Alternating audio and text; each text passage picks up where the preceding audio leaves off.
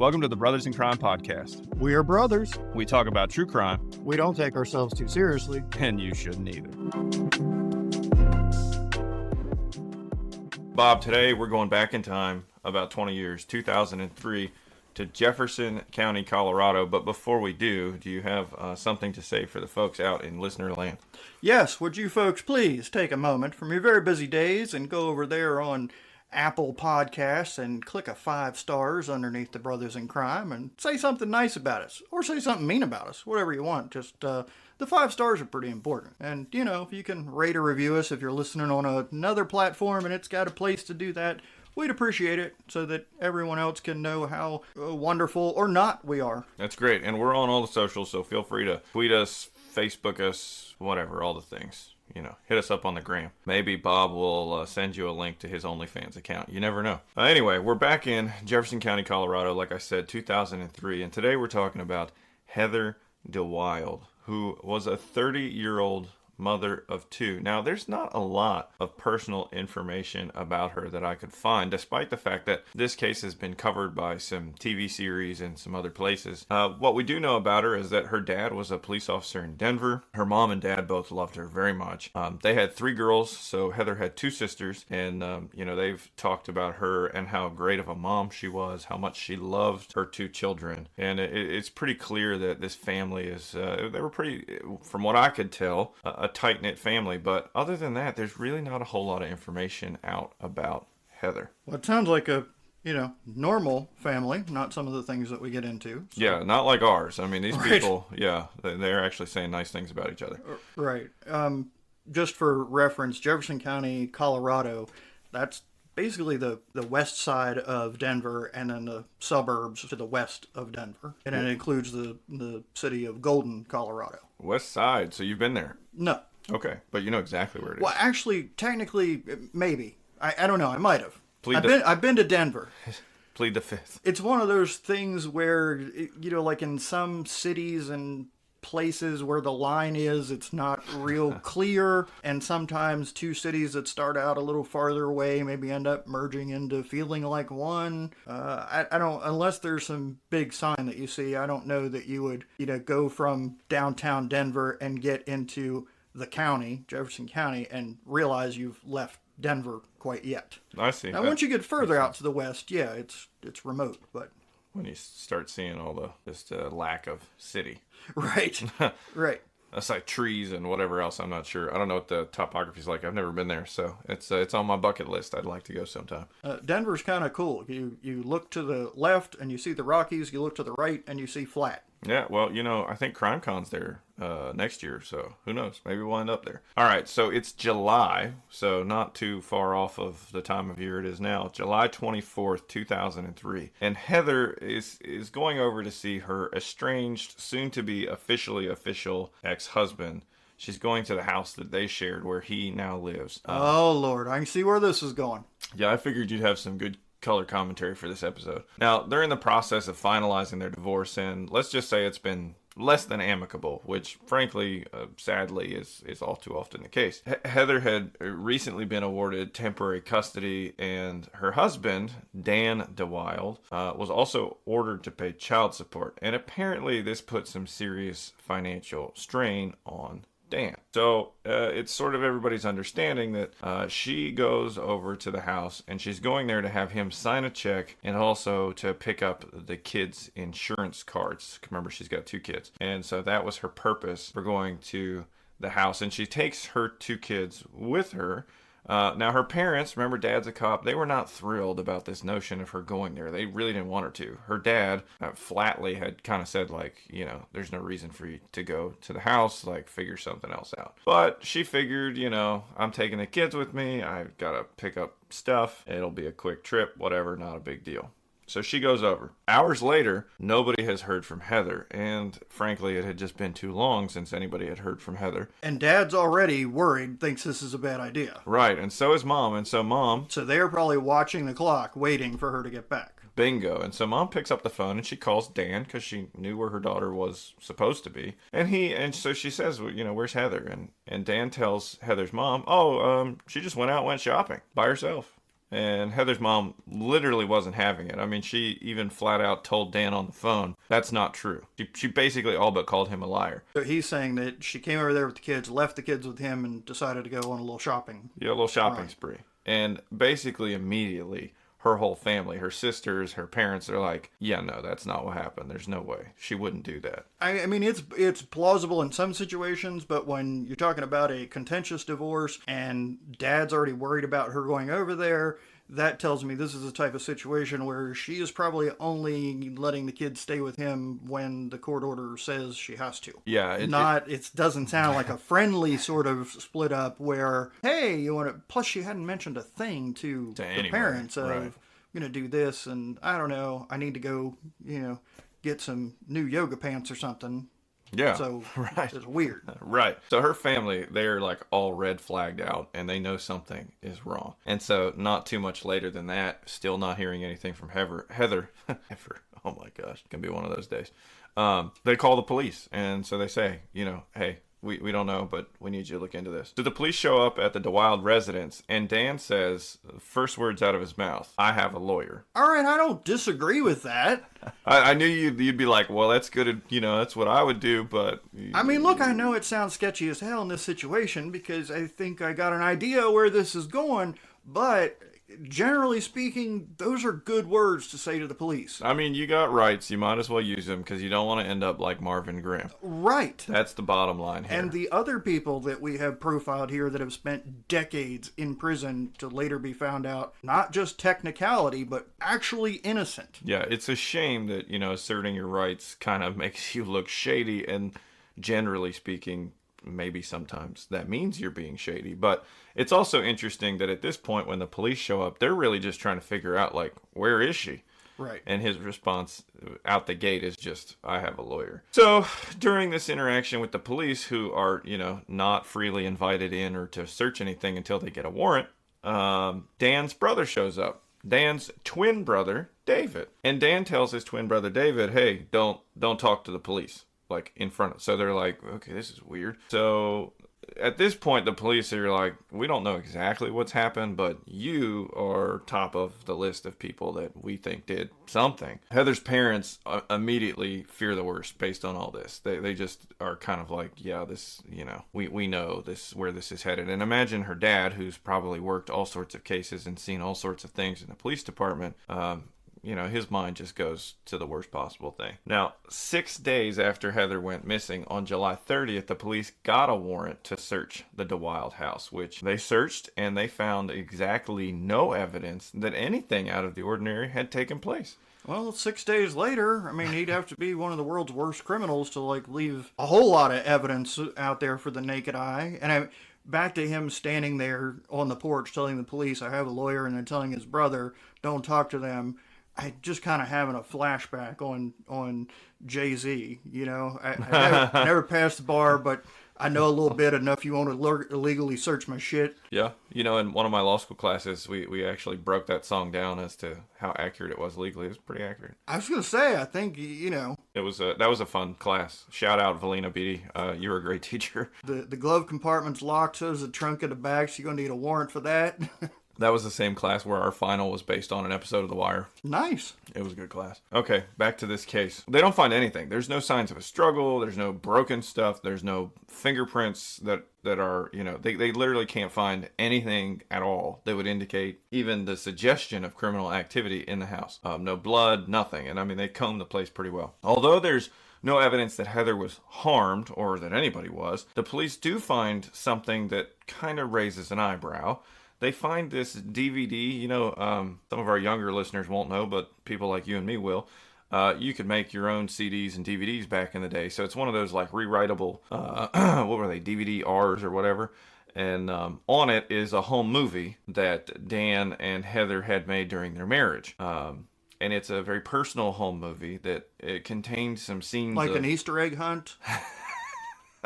Okay, all right, I'll be clear. So it's an X-rated film. That includes some scenes of bondage. And so this kind of... Who the hell films this shit? That's... Why don't you... What do you think good is going to come from that? Listen, nowadays, especially with the younger folks that videotape everything, like not just this kind of stuff, but literally everything. Some things just there shouldn't be video of. You shouldn't. Right. Yeah, that's it. There's nothing more. Why? Who the hell does this shit? Mm-hmm. If y'all doing it, stop it. Haven't you learned enough? I mean, from the celebrities all the way down to regular people that find themselves in court. It is just a bad idea. No good can come from it whatsoever. Well, while we're throwing that out there, I'll just make the suggestion that maybe the reason why Heather had to go to this house wasn't exactly to do it, have a check signed and to get insurance cards that could have been put in the mail or dropped off anywhere, but maybe she was somewhat concerned about this video and based on this guy having this video at his house, had to go there as part of a thing to get this video back, or to try to, which is sad, but in this sort of situation, I tend to think maybe that's what... Yeah, it could be a possibility. Either she was going there to confront him about it and say, look, pull that thing out and bust it in front of me, and it's so it's a done deal. Or were you trying to make a pun there, or did you just pick some weird language? Oh, I think I just picked bad language. My bad. Get that DVD. You know the one I'm talking about. Let's break it in half and destroy it, so nobody's harmed by it. Let's burn it. Or maybe she was going there, even to him, with the ruse of, I need you to sign this, and I need to get the kids' insurance cards. I know where they're at. They're in that closet. I'll go grab them, and grabbing the DVD. And I mean, we are totally speculating here. Sure. But either way, like if I'm her, like I would like that thing to not exist anymore. So that seems really plausible. Well, the best way to do that's never freaking make it. True, but we've all made bad decisions. Like you had, 1996 or 96 through 98 or whatever those years were. There's a span. We've been there. We can't, no shame here. We all, do dumb stuff. Now, there was one other interesting thing that they found, but again, it didn't prove any sort of criminal activity. It was just, as the kids would say, very sus. And that was, they found this online dating profile that Dan had made basically, right after Heather's disappearance. And on it, he put that he was a widower, which is interesting considering she's just missing and not dead. Come on, Scott Peterson. Right, and this totally reminded me of him whenever they found that. All right, so while they're doing this search, they also want to run some scent dogs on a vehicle that's there. David, Dan's brother, which of course they have to all have D names because why not? He had a Suburban, and this is one of those old, like you could fit 30 dead bodies in your, you know what I'm talking about? Oh, yeah, really big square body land yacht. It's like nowadays it'd be the size of like a small school bus. So he's got one of those. It's like an old brown one. And they run some scent dogs out along the vehicle there. And they actually hit on this one spot toward the rear in like where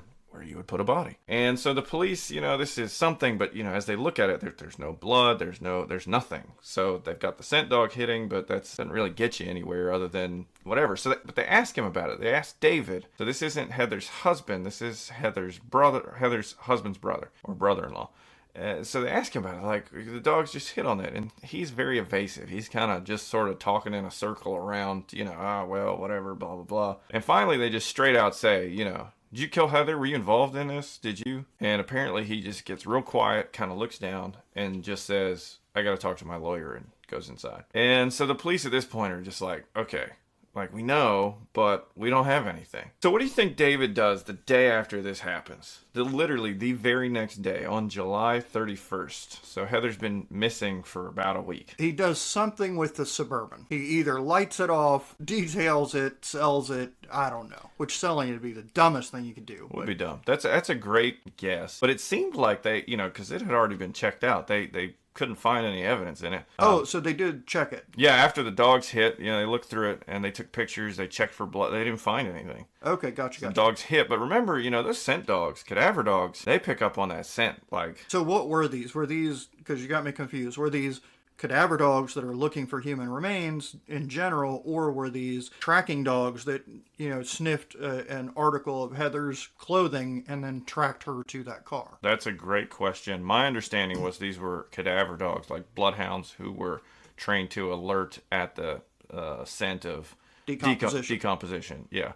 Which my understanding with those from reading about it in another case is that they're like incredible very sensitive noses and then can pick up on stuff like in the ground, so far down, years later, like, which is helpful, but then also sometimes it can be not helpful because if you've had a body that's been moved or whatever, they might be able to still pick up on the smell even though it's, hasn't been there for a long time. Gotcha. Sorry that wasn't clear. But to my question about what did David do the next day, he didn't do anything with the Suburban. Instead, he married his longtime girlfriend, a lady named Roseanne. That's interesting timing. Yeah. Just out of the blue, poof, we're going to the Justice of the Peace. Immediately got married that day, even though they had been dating for years. And this is exactly... Why? Does Roseanne need spousal privilege? Oh, that's an interesting thing that maybe there was a comment about later on. About, if we're married, then you can't testify against me. Okay, so moving on. 2 weeks after Heather disappeared, police find her car. It was less than 5 miles from the DeWild residence, and it was parked in this kind of parking lot in a... it wasn't like it got dumped in some crazy shady place. It was almost like they hid it in plain sight. She had a little white Nissan Sentra. It surprised me that it took them so long to find it, and there really wasn't a whole lot of information about, like, I think maybe it was, I don't know if it wasn't high priority. I don't know if it was just like, well, it's a white Nissan Sentra, and, it just took them a while to find it, and they were busy looking for her. I don't know. But they find her car, and it's completely devoid of evidence. There wasn't even a trace of Heather in the car. Like, wow. This thing was so cleaned. It's too clean. That it's too clean, exactly. And so police know this thing has been sanitized, essentially. Now, you fast forward about a month, and... they haven't found Heather. They don't know where she is. They don't know what's going on. And a guy named Curtis Johnson, who, he's one of those hardworking blue-collar American guys, is out moving dirt alongside the road in one of those big, like a digger or something with the bucket on the front. Okay. What would you call it? I don't know. I'm kind of laughing at what you're calling it. Oh, I don't know. Digger. Wasn't that one of the characters on the Paw Patrol? Right, there you go. That's after my time, but I feel like, I don't know, that's what I called it as a kid. So anyway, so he's out there with some kind of excavation machine moving dirt along the road as part of, what he does. And eventually he goes to move something and there's not dirt. And he's like, wait a second, that looks weird. So he stops and gets out, and what he found was something that definitely didn't belong there. He found a body, and it was wrapped in trash bags and duct tape. Hot damn. And that sounds like evidence. Bingo. I'm not hot damning that she's dead. That's horrible. I think we already knew that's where this was going because we referred to her in past tense in the opening. Yeah, but that wasn't a surprise. When I hear trash bags and duct tape, I'm thinking there's a rich source of evidence there. Indeed. And so when the police came out, not immediately, but they were able to confirm that it was Heather's body. And her body was so badly decomposed that the cause of death couldn't even be determined. Under the circumstances, though, it was ruled a homicide. Well, yeah, because it's doubtful that she got herself into a trash bag and duct taped it closed. Okay, but after having a heart attack. Well, do we need to talk about a ham sandwich guy down south, like MEs having done some dumb stuff? Right. You could argue that. Well, and maybe they will argue that, well, it was an accident. She just had a heart attack and died right there in my living room, and I knew you people were going to think I killed her, so I went ahead and committed this lesser offense of, messing with the corpse. Exactly. See? You need to be more open-minded. You never know what could come out of this. But that's a bullshit defense. I mean, it is. 99% of the time. That's fair. All right. So what do you think happens next? We've got a body. We basically know who was involved. Maybe we don't know what he did, but the police, pretty clear. They've kind of had it gift wrapped to them who the suspects are. So what do you think happens next? Dan and David rush to the police department to give their confession. You picked the only thing that you thought didn't actually happen. 2 years go by and absolutely nothing happens in her case. And I'm not suggesting that they weren't working it or they weren't trying, but the reality was nothing happened for 2 years. And you can imagine Heather's dad, a Denver police officer who'd been there his whole life, was pretty upset. Not like mad outraged, but just frustrated that his daughter's case was just languishing. And he was also frustrated because even though he was a cop, they had to wall him off. So he couldn't have access. He couldn't know what was going on. He couldn't see the files. Right. And so for a guy who normally is on one side of the curtain in these kind of situations, now he finds himself on the other side of the curtain, stuck just waiting for somebody else to do what he's used to doing, which I'm sure was just maddening. But in the interviews and stuff I've seen with him, he's very gracious and understood that, they needed to do their job. He wanted them to do it a little bit quicker, but he respected them and just sort of kind of hoped for the best, basically. The upside of that is that he realizes there's more to it than what you would see on CSI or Perry Mason or whatever. Right. He understands that there's a lot to go into it. On the flip side of that, he can sit there and lay there awake, not being able to sleep, playing through in his mind every little detail that should be done, needs to be done, whether it makes sense in this case or not, because they're not giving him all the information, so he doesn't really know everything. Right, exactly. So it had to be torture. Yeah. For him. So this case more or less sat on a shelf collecting dust until a new district attorney was elected in 2005. This was a guy named Scott Story who got elected to be the DA. And Heather's family went to him, the mom and the dad. They went to him and they pleaded. They said, please, our daughter's case is just sitting out here collecting dust. Nothing's happening. Make something happen. We take a look at it. Will you please close this case? Right, and we damn well know who done it. Now, yeah, right. Prove it. And so he did this somewhat unusual thing of, he made him a promise. And he promised he'd reopen the investigation and they would work the case. Which, I'm glad that he didn't make a promise he couldn't keep. He made one he could keep. And that's what he did. He got back into the investigation. He had this sort of task force, I think, from his office to start working on it.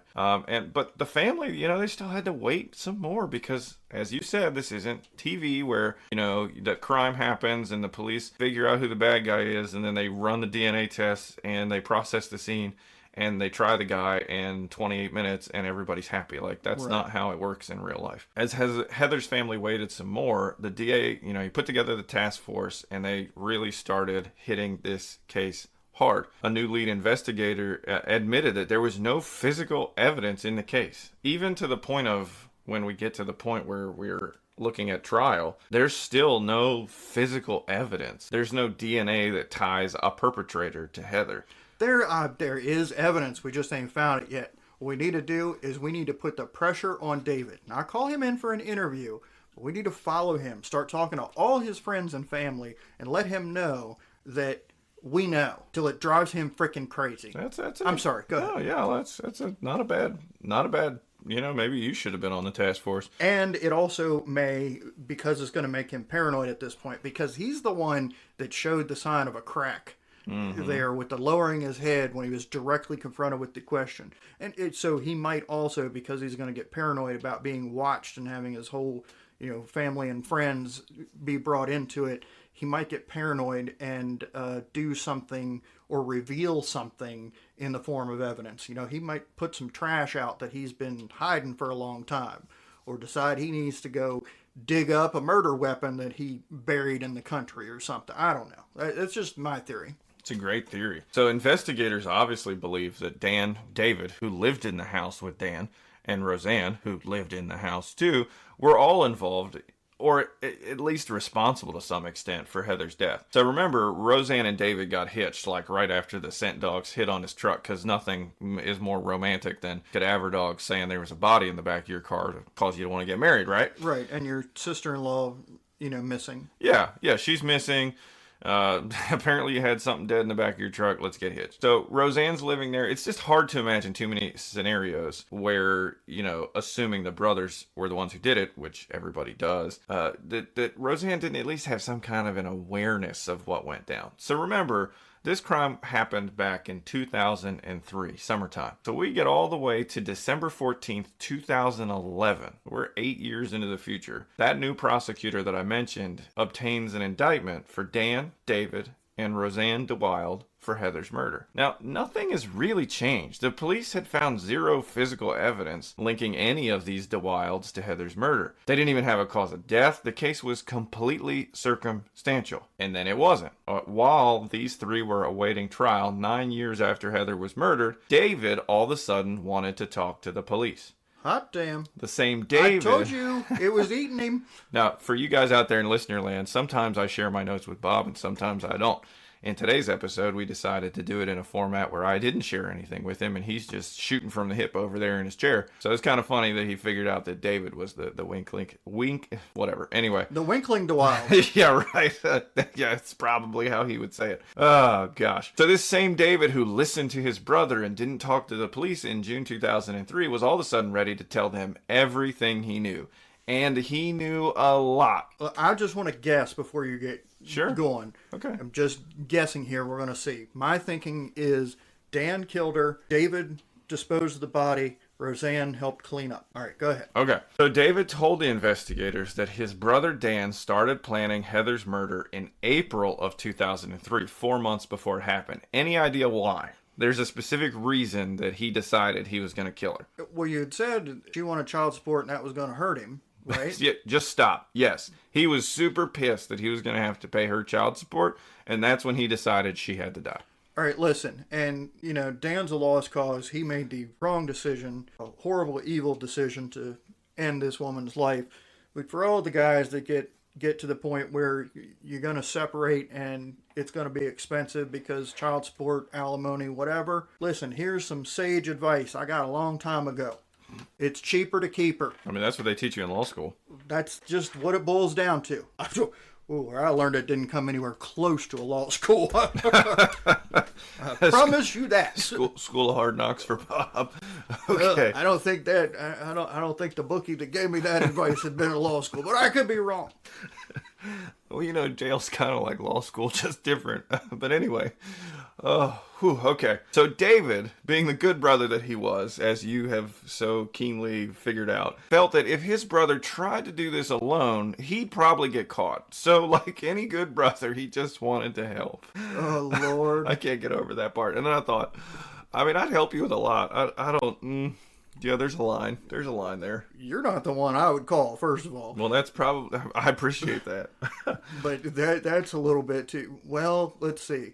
My brother wants to kill his wife. What do I do? Do I talk him out of it? Right. That was my thinking was... Do I, find another alternative? Do I help him get back together and be happy? No, I just need to help him kill her because he'll screw it up. Right. That was his line of thinking. Yeah. Come on, David. Right. I get the... You know what? This is a good time. So I was waiting for the right time. I think now's the right time. Let me find it. Hold on. So I have some pictures of these guys. Okay, here we go. So these are the brothers. Oh, are they like identical twins? They're identical twins. So I think clean shaven, if I was describing this to people who can't see, it's like if Pee Wee Herman and Elon Musk had a love child. What do you think? That overate.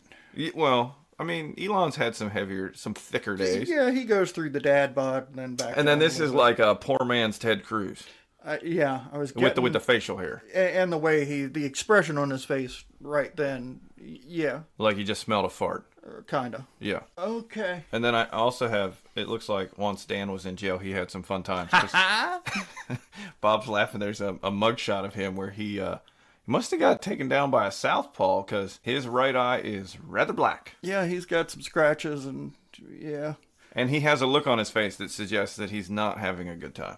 Right. Looks like he threw out the karma boomerang and it came back at him. Yeah, for sure. All right, now back to what we were talking about. So David now takes the police, or the police take him, I should say, because he's in custody awaiting his trial.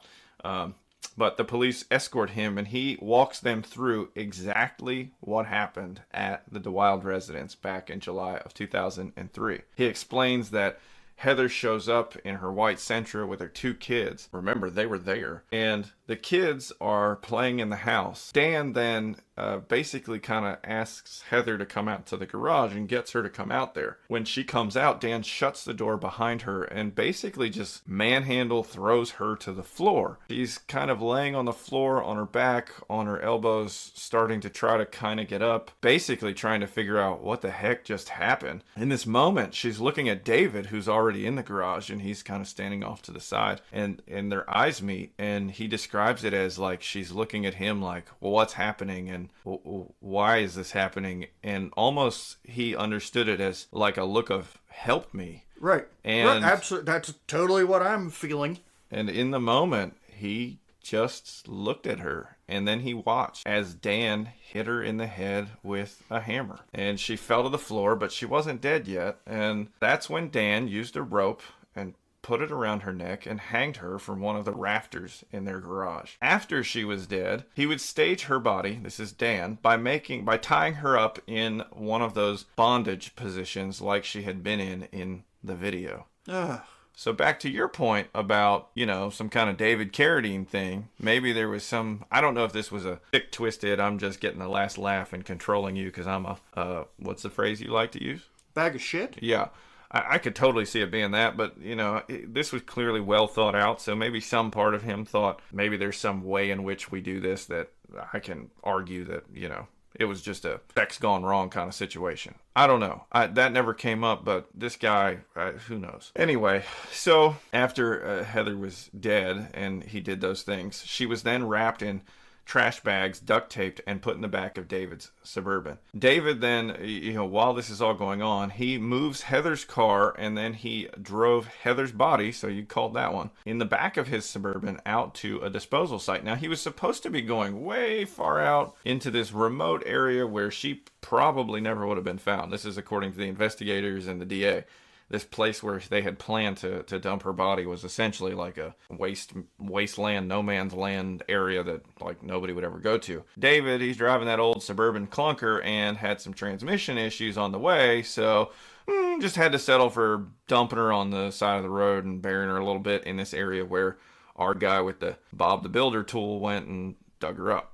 Can we just back up a minute to the fact that you got these kids are playing in the house and their dad intentionally premeditated with knowing his kids are playing in this house, in this home, murdering their mother in the garage. And Uncle David is watching, basically participating and enabling it. Mm-hmm. Yeah, honestly, that was one of the, that's just that's like an extra level. Like, it's already awful. It's already bad. Murder's bad. But then to go to that, to your point, right? To go to that level where there's kids in the house. The kids you share with this woman, she is their mother. Yeah. Your kids are in that room and you are killing their mother. Because you don't want to pay child support. Under the same roof. So you ain't got to pay. Cheaper to keep her, dude, but that's just disgusting. Yeah, it's bad. So Dan's trial lasts for 2 weeks. It goes to the jury. Initially, 6 people were immediately convinced that he was guilty of murder. As time went on, more of the undecided jurors started to agree. The jury ended up convicting Dan of conspiracy and accessory, but they were hopelessly deadlocked on the murder charge because 2 jurors held out, unconvinced of his guilt beyond a reasonable doubt. They thought maybe Dan had done it? This is Dan's trial. This is Dan's trial, so did they think maybe David did it? They just knew there wasn't enough evidence to convict beyond a reasonable doubt. They felt like they weren't positive that the state didn't prove that Dan did it. So did they have any forensics? I mean, any fingerprints or DNA on the duct tape? Nope. Any way to... I'll trash get to that. Bags, any matchups? You know what? We'll do that now. No, that's a great question. And they didn't. And you want to know why they didn't? Because remember, he's got this idea back in April 2003. He said, child support or kill my wife. I'm going to kill my wife. And this was heavily, I don't know if that's the right way to say this, but this was heavily premeditated. So what did Dan and David do in preparation of the murder? They watched them a lot of CSI. Uh-huh. And they watched every other show like CSI. And so when they did all this stuff, they double gloved and they took all of these forensic countermeasures. They put things down. They used all these extra trash bags. They did all this stuff that I'm not going to go into detail because some psycho serial killer could listen to this someday. And you can find it on the internet, but I'm not going to be the one to tell you. But so they did all these things that are forensic countermeasures in an effort to essentially contain any evidence of them, of the crime, whatever. At the end of the day, even in trial, there was no forensic evidence, Dan, to the murder of Heather. It was literally David's testimony, and that was it. A month after the jury comes back and they've convicted him on the conspiracy and accessory, which makes sense, right? They have no doubt that he was involved. They have no doubt there was a conspiracy. That's pretty clear. They're fine with that, but they just can't be beyond a reasonable doubt sure that he did it, because what if, and here's the thing, ultimately, those 2 jurors must have felt like, well, what if David's lying? What if David did it, like you said, and he's just saying this to save his own skin, and there's nothing to corroborate David. It's literally just David. Right, or for all they know, Rosanna Dana could have been jealous and she killed her and he's covering for her. Right. Now, the other jurors, they felt pretty confident that, David was telling the truth. Why would David, why, This is the why would only he, thing that makes sense here. right, why would he kill her? Now, the defense attorneys for Dan, they had argued that David was in love with Heather and all this other stuff and whatever. You know what defense attorney, it was what you would expect. And that he was just lying to save his own skin. So they made those arguments. But a month after the first one ended in that split verdict where you had guilty on the 2 counts and then you had a hung jury on the 3rd count, Dan ended up taking a deal and he pled guilty to 2nd-degree murder in order to avoid the certainty of dying in prison. Now, although he admitted to his guilt, he did so in the least detailed way possible. I mean, this guy literally just said, yes, I am responsible for the murder of... He didn't even say her name. He just said, literally the statutory elements. He just said, yes, I did. Blah. In addition to that, he also offered no apology, and there was no apparent remorse. Nothing to Heather's family and friends, none of that. Even though during David's sentencing, David made it a point to apologize to Heather's family for the pain that he had caused them.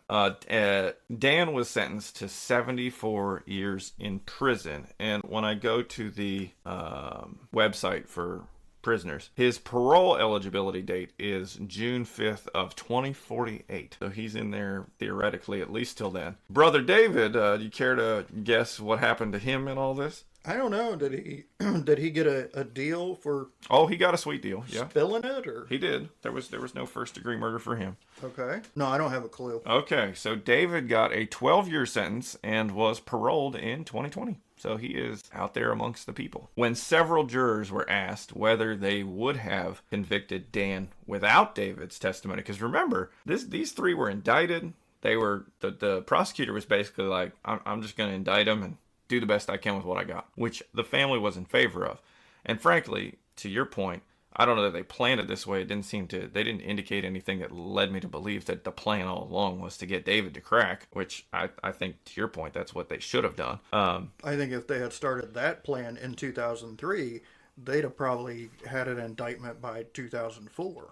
Absolutely. Where was I going with that? And maybe knowing exactly where the crime took place, maybe you could have found something. I mean, it's hard because if she lived in that home with them, I'm assuming that right, it's not going to be weird to have her hair or something, or right. even blood. Oh, she cut herself with a screwdriver. Well, here's another point, though. How helpful is it? Say you found some DNA under the duct tape. They're identical twins. It's not going to really help you with the argument that it's probably not going to help you with the argument that which one of them did it. Right. They can still point the finger at each other. Right. And fingerprints, do twins have the same fingerprints? Do you know? Identical I thought twins? so. I think they do. I don't know that we'll find out. So when the jurors were asked whether they would have convicted Dan without David's testimony, their answer was chilling and telling. They said, even the ones who convicted, they said on the murder count the first time, no. Without David's testimony, there simply wasn't enough evidence. There was no way that they could have convicted Dan without that testimony. My quick search says that identical twins have unique fingerprints. Oh, okay.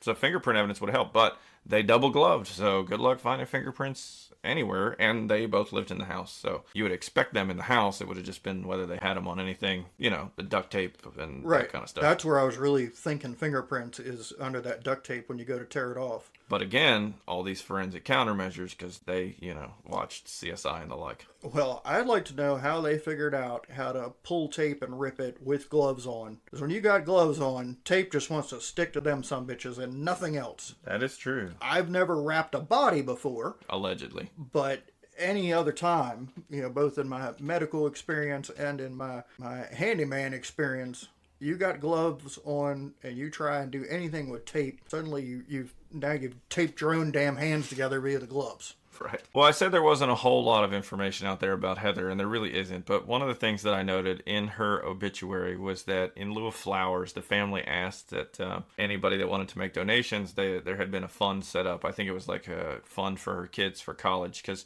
her parents ended up taking in the 2 kids, her kids, and raising them. And I'm sure now they're probably adults at this point. But so if this case strikes you some kind of way and you're interested, you could get on the Google and Heather DeWild. I'm sure you can find that fund. You can find her obituary, and I think they had an address and stuff in there. So if that's something that interests you, I'm sure, considering what those kids have been through, it seemed like Heather's parents were great folks, and I'm sure they got a great upbringing. And the best that there could be in a situation like that. But no matter what you do, nothing replaces your mom. And it's just a real shame that they had to live through that anybody had to live Absolutely. You didn't tell us about Roseanne. Did David cop to her being involved at all? Roseanne never knew anything, supposedly, and there was no evidence that she did. David said she wasn't involved, she had no involvement, and she never knew. But police investigators, they kind of don't believe that. But my understanding was that they actually just dismissed the charges against her. I mean, I'd be suspicious about her potential involvement. I'd be suspicious about her potential involvement, especially with that weird getting married, whatever. But I mean, it is possible. We're just being suspicious. We don't know for a fact. It's possible. She was at work that day, and by the time she came home, it was, what? Heather's missing? What do you mean? Right. Well, so she said the first time that she learned that the brothers did it was when David told the police, like, hey, I want to talk to you. I'm taking you out. I'm going to show you how to do it. And she spent 8 months in jail. Their charges against her were initially reduced, and then they were dropped altogether. So she said to one of the news outlets out there in Colorado, they took me out in the hall and they told me, I think I almost cried. I just stood there and I know I was shaken. I wanted to say, it's about time you guys realized I wasn't involved in that. I'm an innocent person. And the DA's office released a statement about the dismissal of her case saying, quote, the case against Mary Roseanne DeWild was dismissed in October 2012 because prosecutors believed that her knowledge of events was less than previously indicated and that there was no reasonable likelihood of her conviction at trial. You think about it, the whole case is David, right? The whole case against Dan is David. The jury has already said, if without him, we're not convicting anybody. Right. So if he's saying she didn't know anything about it, wasn't involved, she didn't participate, they really have nothing. And the witness that they're banking their whole case on, what are they going to do? Try to undermine him? And we'll never know whether he was just protecting her or whether she truly had no involvement whatsoever. Yeah, I know that in some of the interviews she's done, one of the things she said, so here's another quote. It said, how could you have not known? I still ask myself that question every day. I go through the days before, the days after. I just never knew. So, I don't know. I wasn't there. Maybe she knew. Maybe she didn't. Maybe she had an idea. But if she knew and she stayed with that man, that put herself in a very dangerous position. Because it's like, okay, I know the other, my sister-in-law by marriage, the other sister-in-law out there and killed her. Right. So one of them wants to get rid of me. They'll both kill, it'd be a bad place to put yourself. For sure. Unless you're one of those crazy people who thinks you can be involved in someone doing something bad to someone else and that there's no way they could turn and do that to you. Mm-hmm. Yeah, I don't know. It's interesting for sure. But obviously, they dismissed the charges against her. And she spent, almost a year in jail just on charges that were ultimately dismissed. So that sucks right. for her. If she's innocent, that's horrible. That's a year too long. Yeah, but I wasn't there. I can't say. No, me either. You got any final thoughts on this thing, Bob? We got other brothers in crime. These dudes, we got Elon Musk and Pee Wee Herman's love child or poor man's Ted Cruz. Take your pick, depending on whether they have facial hair or not. I'll post pictures up on social so you can see what these, they really only look like one person, but you can see what they look like. There are so many other ways that old dumb Dan could have resolved this situation that didn't involve murdering the mother of his children and destroying numerous lives, including his brothers and their family. Imagine their parents, like both their boys are convicted killers and in prison. And the Heather's parents and Heather's children and just, dude, over some child support? Come on, man. Yeah. It's pathetic. You in Colorado, sell some weed. Make that money. There you go, guys. Sage advice from the life of Bob. Hey, thanks for hanging out with us on the Brothers in Crime podcast. Feedback and suggestions are always welcome. For links and resources related to this episode, please see the show notes or visit us at brothersincrimepodcast.com. We hope you'll save, subscribe, or bookmark us on your favorite podcast site and join us for the next episode.